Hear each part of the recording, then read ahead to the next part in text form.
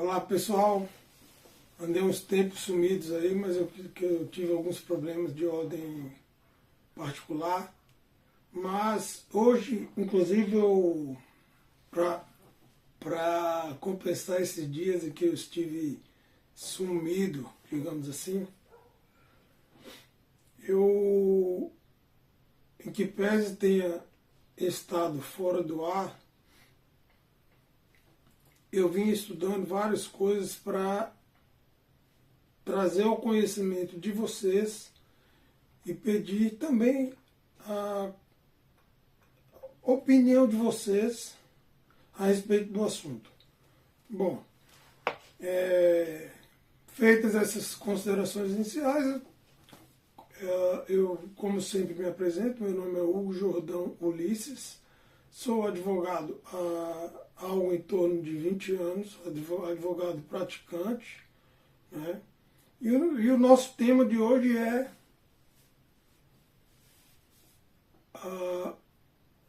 atentado violento ao Estado Democrático de Direito.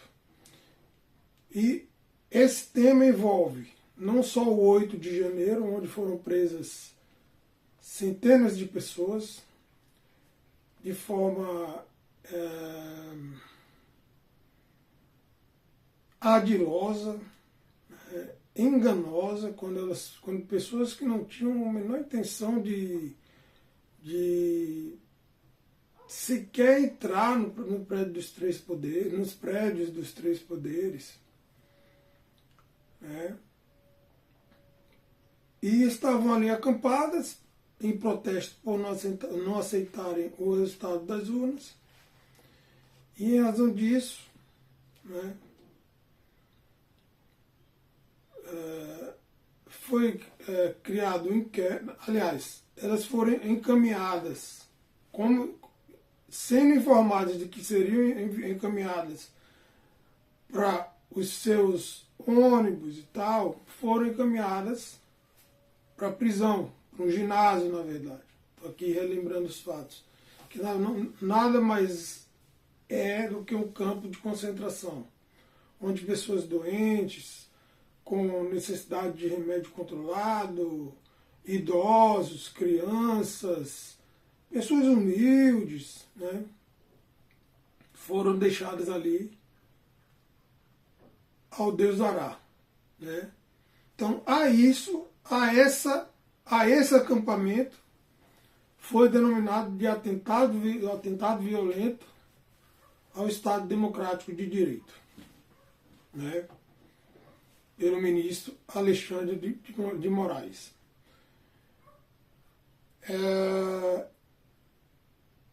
Embora levando essas considerações, né, do ministro Alexandre de Moraes, né, segundo o qual teria havido atentado violento ao Estado Democrático de Direito, é unânime entre os jornalistas sérios, tirando dessa classe aqueles que são pagos pelo governo para transmitir o que o governo quer, né? É unanimidade que aquela prisão foi arbitrária, não respeitou o devido processo legal, ou seja, o que seria o respeito ao devido processo legal? Instauração de inquérito, não no STF, tá? Porque nenhuma daquelas pessoas é deputado, ou deputado federal, ou senador, ou presidente da República. Então, aquele processo deveria se iniciar na justiça comum, né? Depois que o delegado de polícia examinasse o caso, confeccionasse o relatório e decidisse por não arquivar o processo, ele encaminharia ao Ministério Público, que também faria uma segunda análise, e nessa segunda análise ele poderia ofertar a pronúncia, né, que seria nada mais do que uma fase processual encaminhando ao juiz que seria um juiz estadual também, e não STF. STF serve para julgar em última instância. Né? Para daí o juiz estadual dar uma sentença favorável ou desfavorável. Se for favorável, né, ao acusado, morreu o processo. Estou sendo resumido, porque existe o recurso necessário do Estado, que seria o acusador, né, mas, em resumo, pelo menos até aquele instante ninguém seria preso. Teoricamente, né? Também estou falando tudo em teoria. E aí, nessas hipóteses de recurso, no final seria remetido ao STF. Chegando lá, seria distribuído automaticamente a um ministro relator. Né? Então, nesse caso, o ministro relator não foi sorteado de forma automática, né? Não se sabe por que motivo foi direto para Alexandre de Moraes, que, desrespeitando o devido processo legal, como eu acabei de falar, a ampla defesa, porque não foi dada a oportunidade dos presos, embora sejam eles muitas vezes doentes, como eu já falei também, idosos, crianças, né, vendedores ambulantes que estavam ali fazendo exercendo sua atividade, vendendo água ou vendendo algodão doce, seja lá o que for. E aí vem o Alexandre de Moraes e determina a prisão de todos. Né? Fora a prisão do Silvinei Vasquez, fora a prisão do Felipe Martins, fora o confisco do passaporte do Monark, do Paulo Figueiredo e dentre tantos outros. Né? Fora o que muitos comentaristas, na verdade, como eu estou fazendo aqui, na qualidade, eu apenas estou comentando, né? Tem medo de falar algumas coisas, com medo de simplesmente ser preso da mesma forma como foram os outros, serem jogados no inquérito que foi chamado de inquérito das fake news pelo relator, né? E ali dentro daquele inquérito está tudo, não está só fake news. Né? É o também chamado de inquérito do fim do mundo, que já foi criticado, inclusive, por um ex-presidente do STF, que é o Nelson Jobim. Recentemente ele deu uma entrevista aí. Então, pessoal, a minha colocação aqui é: quem cometeu ou está cometendo um atentado violento ao Estado Democrático de Direito? O Alexandre de Moraes, né, com todas essas arbitrariedades, com todas essas suas ilegalidades, com todo esse seu desrespeito aos princípios constitucionais, com todo esse desrespeito a todo o ordenamento jurídico pátrio, né, com todo o desrespeito à democracia e com todo o desrespeito ao Estado de Direito. Né? Então, quem seria o verdadeiro vilão nessa história? Eu não estou aqui manifestando ideologia política. Eu estou apenas questionando se houve o atentado violento ao Estado Democrático de Direito, que foi o crime que foram imputados os presos do 8 de janeiro, ou se o atentado violento ao Estado Democrático de Direito está sendo cometido sobretudo pelo Alexandre de Moraes. Né? Fora as arbitrariedades do ministro da Justiça, dos ministros do STF, né, que tem todas as regalias do mundo, tem ali um salário milionário, se contar todas as regalias, salário mensal. Só para se ter uma ideia, o Gilmar Mendes tem uma rede de escolas em Portugal. Né? Então, fica a pergunta aqui, pessoal. E também uma luz para vocês. Né? Independente de espectro político, de ideologia, vamos parar para pensar como pessoas do bem. Né? Nesse assunto, quem é o verdadeiro criminoso? Quem é que está atentando violentamente contra o Estado Democrático de Direito? É o Alexandre de Moraes? É o Gilmar Mendes? É o atual presidente do STF, o Luiz Roberto Barroso? E os demais ministros? Né? Ou serão aqueles que morreram no campo de concentração, tiveram que passar inúmeros dias presos, sem saber nem qual foi o crime. No início, nem os próprios advogados tiveram acesso ao processo. Vale salientar que é prerrogativa do advogado ter livre acesso ao processo. Né? Agora estão liberando aí acesso a um dos processos, desde que não saia do STF. Para quê? Para que não venha a público os absurdos cometidos naquele processo. Né? Então, gente, eu não estou fazendo isso com alegria, estou fazendo, na verdade, com muita tristeza esse vídeo, mas que as coisas vêm piorando tanto que eu cheguei à conclusão de que eu não poderia e nem deveria ficar inerte, como cidadão mesmo, independente de espectro político, independente de posicionamento político, de ideologia política. Né? Então peço a todos que analisem, tá? Eu tenho opinião formada a respeito disso, né? Mas eu estou trazendo a vocês apenas alguns detalhes do que está acontecendo em nosso Brasil, fora inúmeras outras coisas, inúmeros outros absurdos, né, cometidos pelo atual presidente da República, como por exemplo as emendas PIX, em que simplesmente ele destina bilhões aos aliados, aliás, a todo o Congresso, né? Mas através de uma jogada com o STF,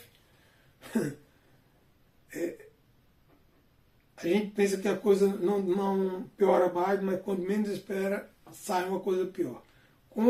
Mais uma vez, com o auxílio do ministro, indicado pelo próprio o ex-ministro da Justiça, né?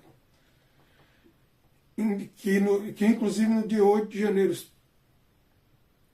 estava no local onde houve os atentados, né? Que inclusive foram aqueles que destruíram e cometeram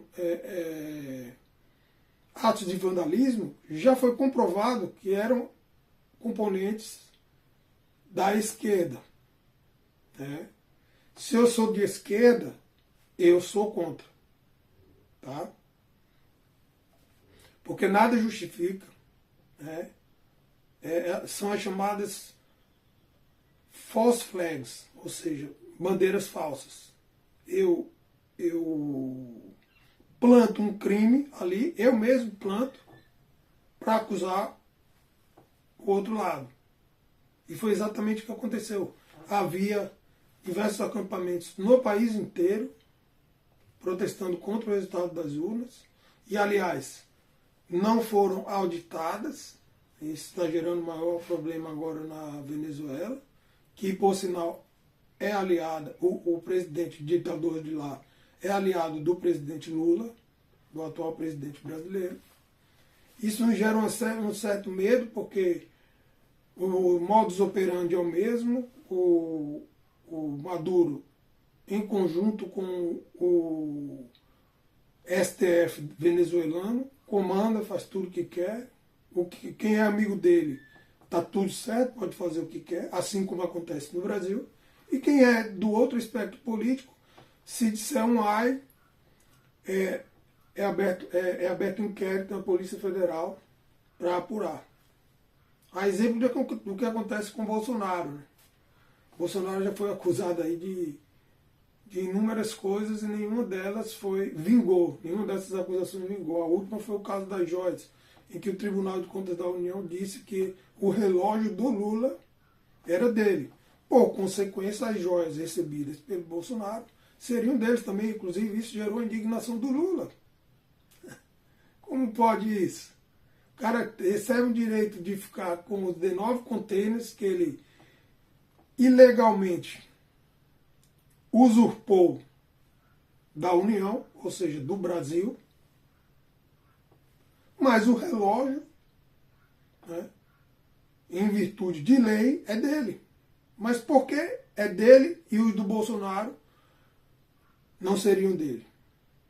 Inclusive a presidente do PT, Gleisi Hoffmann, em vários pronunciamentos dela na Câmara Federal, ela sempre fazia questão de trazer o caso das joias à tona. E aí, mais uma narrativa apenas. Bolsonaro acabou sendo beneficiado por uma decisão a favor do Lula. Não foi nem contra, e Lula ficou com raiva. Uma decisão a favor dele e ele ficou com raiva. Por quê? Porque iria beneficiar o Bolsonaro. Impressionante isso. Mas é isso, pessoal. Porque eu tenho muito mais a dizer, muito mais a comentar, tá?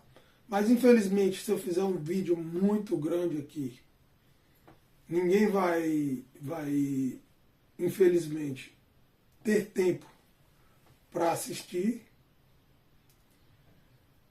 E por aqui vou ficando, né, sugerindo a todos que lutem pela liberdade, para não chegar ao ponto em que chegou a Venezuela, né, quando o ditador foi usurpando a cada vez mais poderes, que na verdade são do povo, até porque num Estado democrático de direito, numa democracia, todo poder emana do povo. Né? Mas inclusive aqui no Brasil isso não se verifica mais, porque todo poder emana da Presidência da República e do STF, ou melhor, e dos ministros do STF, porque eu não quero falar aqui de nenhuma instituição, mas do Presidente da República e dos ministros do STF. Que, aliás, tem um emprego vitalício ali. Pode cometer o absurdo que for, mas, no máximo, eles sofrem impeachment e continuam com aquele saláriozinho bem baixinho deles. Né? Bom, é isso, pessoal.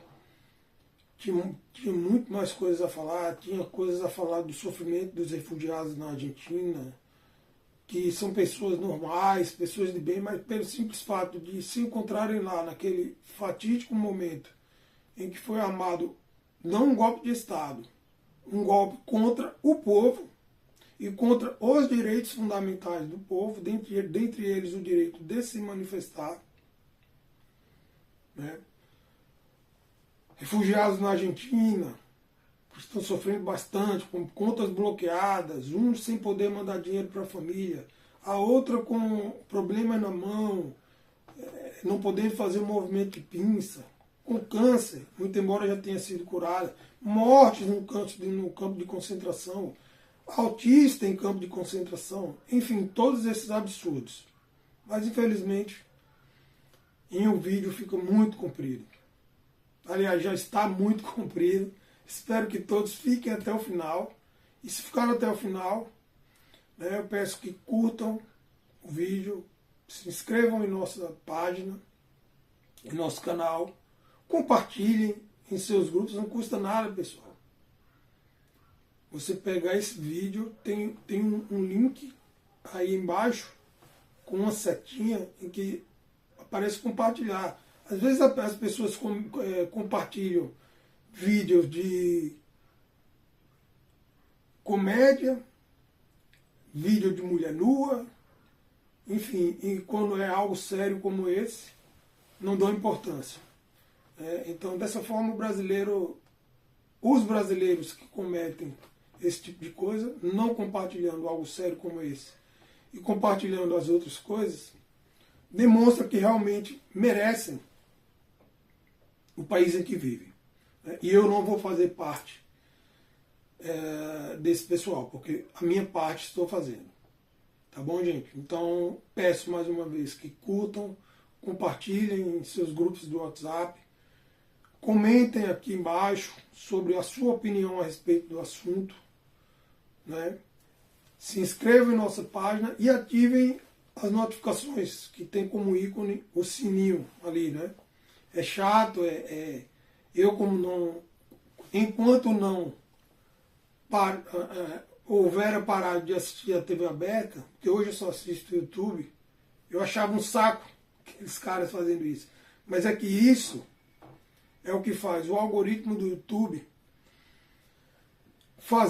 reconhecer o engajamento e fazer com que essa mensagem chegue ao maior número de pessoas e faça com que elas reflitam. Inclusive para que chegue, de preferência aos ouvidos dos ministros do STF, do judiciário como um todo, porque isso foi gerado um efeito cascata. Eu, como advogado, estou vendo diversas arbitrariedades aí cometidas por juízes em vários estados, né? Então é isso, pessoal. É esse pedido que eu tenho para vocês, tá? E peço que reflitam a respeito, comentem aqui embaixo o que acham a respeito, tá? E, mais uma vez, desejo-lhes a todos que tenham muitas bênçãos e proteção de Deus e que tenham um excelente dia. Deixo aqui também meu abraço a todos e que tenham um excelente finalzinho de semana aí. Já que estamos aqui na quarta, no meio da semana, temos ainda aí quinta, sexta e sábado. Tá bom, pessoal? Um grande abraço a todos. Por aqui, mais uma vez, fico muito feliz em poder me comunicar com vocês e poder passar um pouco do conhecimento que tenho a respeito da política interna, misturada com um pouquinho da política externa, que é o que acontece.